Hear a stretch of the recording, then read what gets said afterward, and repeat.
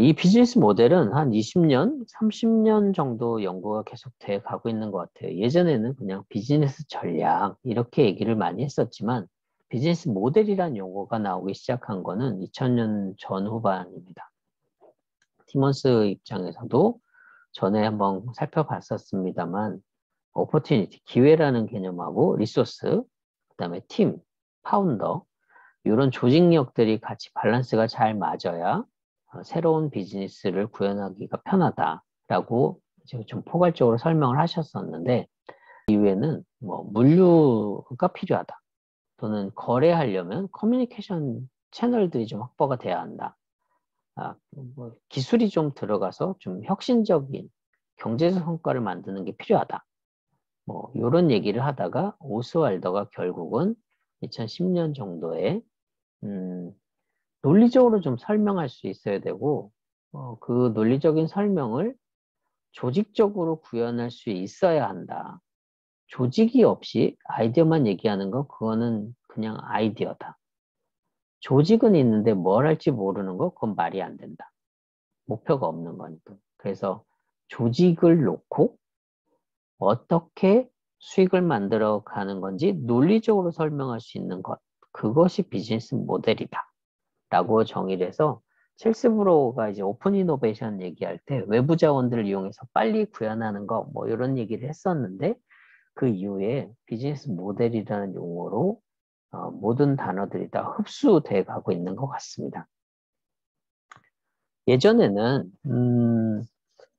오스왈더가 얘기하는 것들이 다 밸류 체인이라는 개념으로 설명이 많이 됐었어요. 뭔가 제조 기반이니까 물건 원료가 들어오고 조립이 되고 출하가 돼서 고객한테 손에 들어가면 그게 얼마 정도 있다가 소모가 되고, 또 그거 만들어지는 비용 안에 원가는 얼마이기 때문에 이익률이 얼마가 될 것이다. 이런 것들이 다 알 수 있었는데, 지금은 직접 안 만드는 경우들도 있고, 배달만 하는 경우도 있고, 또 다 컴퓨터가 알아서 하는 경우도 있고, 또는 그냥 해만 뜨면 돈이 되는 상황들도 있고, 날씨가 안 좋으면 또 다 돈이 안 되는 경우도 있고, 뭐 이렇게 좀 복잡다양하다 보니 비즈니스 모델의 가능성을 보고, 이게 실제 돈이 되거나 사업이 되는 거거나를 예측하는데, 밸류 체인, 가치 사슬 갖고는 좀 설명이 어렵구나 라고 해서 알렉스 오스완더의 이야기, 이 틀이 준용이 됐고, 갑자기 만들어진 게 아니라 피그누어라는 교수분이 계세요. 여기 이제 수업을 듣는 학생이 오스왈더였는데, 본인이 쭉 들어보고 경영학을 배우다 보니까 스타트업한테는 일반 예전의 경영학 개념으로 설명하면 어, 좀 답답한 부분이 많더라. 그래서 교수님한테 이제 상의를 드렸고 협의를 해서 변환을 한 거죠. 또 물론 이제 학문적 이론적 백그라운드는 피그노 교수가 계속 도움을 줬고 제자니까, 오스왈더는 그 틀을 가지고 교육이나 컨텐츠를 만드는, 또는 프레임을 만들어서 알고리즘을 만드는 사업으로 꾸준히 확장을 했던 거예요. 그래서 오스왈더가 영업이나 판매를 했다면 피그누어 교수가 이론적 백그라운드를 만들어서 지금 현재 비즈니스 모델 틀을 구현하고 있는 겁니다. 오스왈더는 이 나인블럭 비즈니스 모델 캔버스를 만들어서 무료로 공개는 하고 있지만, 어떻게 사용하는 건지, 또 그게 구현이 되려면 어떤 과정들이 필요한 건지, 이 교육 프로그램, 또 교육 컨텐츠들을 만들어서 판매하고 수익을 만들고 있어요. 어찌 보면 사업가인 거죠. 그래서 비즈니스 모델 자체가 어찌 보면 사업 모델이기도 합니다.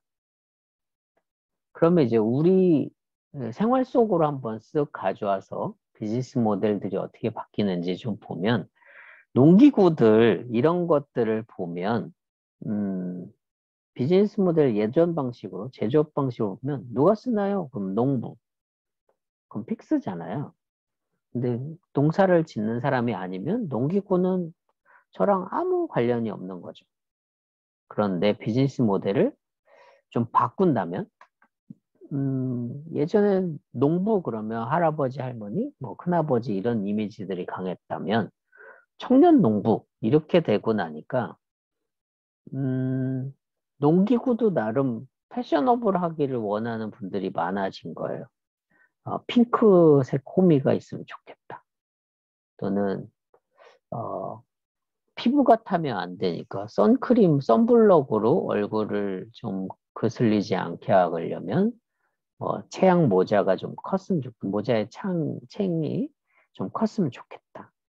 또 장화도 좀 폼나게 이쁘게 나왔으면 좋겠다. 뭐 이런 요구들이 많아서 농기구들이 이뻐지고 가벼워지고 좀 더 기능화된 디자인이 적용된 것들도 있고 또 하나 좀 특이한 채널들의 변화는 농기구 전문 매장에 가야만 농기구를 살 수 있었는데 이젠 농기구를 인터넷에서 구매하고 배송받을 수 있는 상황들 왔고 또 어떤 부분에서는 카페를 운영하는데 액세서리로 공간을 데코하기 위해서 쟁기나 아니면 농기구, 홈이나 이런 것들을 사더라. 그럼 좀 달라진 거죠. 또 하나 재밌는 건 청년 농부들이 이제 점점 많아지다 보니까 농산물에 대한 이미지가 자꾸 바뀌기 시작한 거예요. 뭐 고구마 사자 그럼 고구마 상자에 그냥 고구마가 큰 씨알이 있는 것들을 판매하는 거 그게 뭐 청년인지 아닌지 모르는데 상자를 봤더니 뭐 좀 재밌는 캐릭터가 있거나 아니 브랜드화 하는 거죠. 또는 한 박스씩 사 먹으면 사서 먹으려고 하면 반은 거의 손도 못 대고 썩더라. 이런 게 이제 청년들이 아니까 소량으로 소분해서 판매하더라. 옛날에 정서는 유지하되 양은 줄이는. 뭐 사과 같은 경우가 이제 좀 핫하게 떠서 미니 사과라는 것들, 종자가 좀 다른 것들을 잘 개량을 하고 박스는 옛날 느낌으로 또는 어, 귤이나 사과들을 먹는 걸 완품으로 먹는 것들이 정상이었는데 어차피 그렇게 하면 많이 안 드시니까 즙 내서 드시는 게 훨씬 좋아요. 가공해 드릴게요. 그러면 부품, 부피는 작아지는 거고 어, 효익은 고객들은 훨씬 좋죠. 사과를 뭐 씹으면서 즐거움을, 식감을 느끼는 분도 계시지만 사과의 비타민 또는 그 안에 들어있는 다양한 좋은 성분들을 섭취하는 게 목적인 경우도 있잖아요. 네, 그럴 때는 효익을 좀 달리하는 또는 뭐 고구마를 통으로 파는 것보다는 말려서 건조와 동결 건조를 시켜서 간식처럼 먹을 수 있게끔 하는 거. 그럼 유통이 당연히 길어지니까요. 또는 쌀 같은 경우 이제 미국이나 일본이나 뭐 이런 베트남 쪽에서 지금 벌어지고 있는 이벤트인데 그 현지에 좀 독특한 쌀들이 나오는 지역들이 있어요. 그런데 쌀포대로 사면 너무 크니까 기념품처럼 사게 하거나 아니면 한 사람이 또는 두 명이 한 번 먹을 수 있는 소분을 미리 해주는 거죠. 패키지를. 그래서 귀엽게 만들어서 사람들이 선물하기도 좀 편하게 뭐 물론 본인이 쓰기 위해서 감성적 포장을 활용하는 분들도 계시겠지만 이렇게 쌀 선물 받으면 또 기분 좋을 때가 있잖아요. 이제 청년들이 들어오기 시작하면서 이런 캐릭터들이 좀 나왔고 이런 포장에 참여하는 사람들이 예술 작가들이 들어가기 시작한 겁니다. 청년분들에게 기대하는 거는 음, 기존의 어른들 또는 기성세대들이 만들었던 걸 다 혁신한다기보다는 좀 변화를 주어서 뭐 우리만의 감성, 개성들을 전달하는 거. 또 그런 개성과 감성들이 모두에게 도움이 되면 되는 거잖아요. 그럼에도 불구하고 효익은 크되 효율도 크면 좋겠으나 아직까지는 그 두 개가 다 병행되기는 좀 어려워요. 효율과 효익, 효과와 효율이 다 상승하는 거 참 쉽지 않은. 잘생겼는데 몸도 좋은데 공부도 잘하고 뭐 그러면 이제 다 가진 거잖아요. 네, 그러기가 쉽지 않더라. 어, 잘 놀고 잘 뛰고 스포츠도 잘하는데 공부도 잘한다? 참 쉽지 않다. 그런데 성격도 좋다? 더 쉽지 않다? 뭐 이런 것처럼 참 효과나 효율이나 효익이나 이런 단어들이 함께 쓰기가 조금 벅차긴 한 용어긴 합니다. 그럼에도 불구하고 비즈니스 모델을 통해서 이런 완성도를 높여가는 거, 또 어떤 부분이 약점인지를 알아가는 거, 그런 거를 검토하는 데는 비즈니스 모델을 검토하는 게 참 효익이 좋습니다.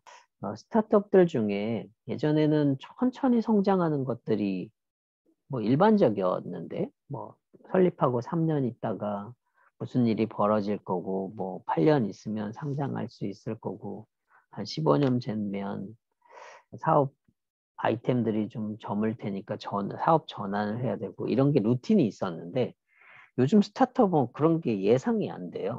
그래서 빅뱅이라는 개념으로 갑자기 기하급수 성장을 합니다. 초기에. 그러다가 금방 쭉 꺼져요. 사라져요. 그게 실패한 거냐? 그 사이클이 엄청 짧아진 거죠. 그래서 기하급수화처럼 기하급수라는 것들이 그림을 그려드리면 예전에는 이렇게 정교분포처럼 예상되고 사라지는 이런 게 됐었는데 요즘 스타트업들은 이렇게 붕 올라갔다가 쭉 떨어지고 어느 순간에 이렇게 작아지는 요런 게 이제 빅뱅 이론이라고 해요.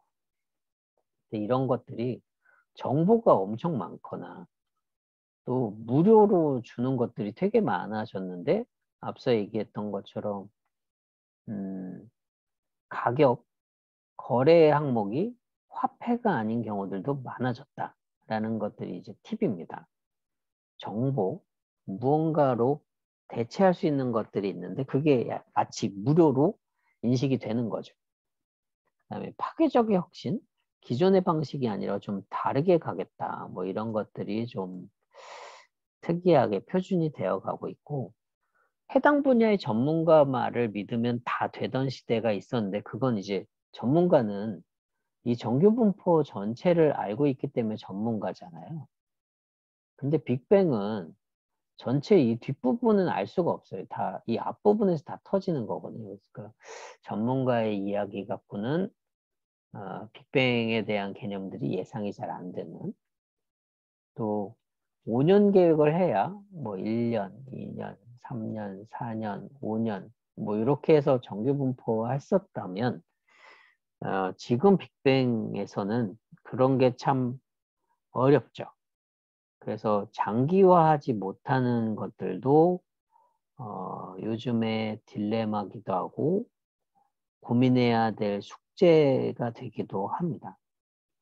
또 예전처럼 몸집으로 싸우는 경우, 경쟁하는 경우들이 많아서 볼륨이 크면 중견기업이나 대기업처럼 사이즈가 크면 이기는 세상이었는데 요즘은 가볍게 빨리빨리 움직여야 되는 경우들이 많다 보니까 굳이 클 필요가 없는. 그래서 요즘 스타트업들, 작은 기업들 보면 한 3명, 4명이서 뭐 5억, 10억씩 버는 팀들도 되게 많고 뭐 50명, 60명인데 뭐 50억, 60억 버는 팀들도 있어요. 또 100명, 200명이 되는데도 뭐 10억, 20억밖에 못 버는 팀들도 있고. 네, 그래서 모든 걸 다 가지고 시작할 필요는 없다. 그리고 우리가 다 보유하고 하는 것보다는 빌려 쓸 수 있는, 회전시킬 수 있는 것들도 나름의 기술이다.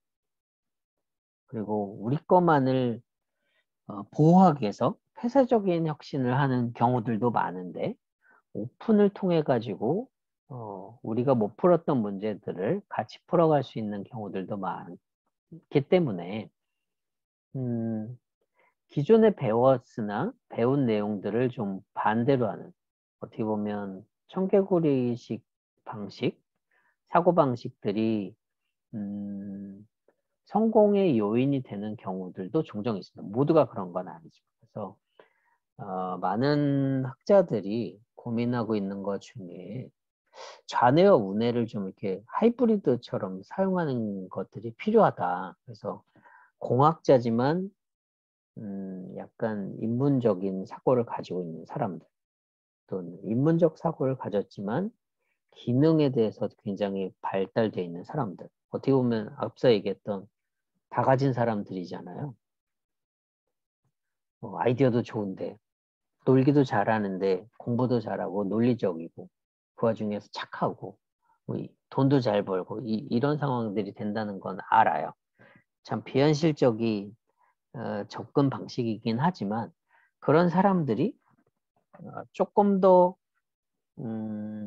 많아질 수 있었던 것들은 이런 논리 틀을 알기 시작하면서 비밀의 문들이 열리기 시작한 겁니다. 싱귤레이티라는 대안학교가 있는데 창업에 어떻게 보면 사관학교 같은 곳이에요.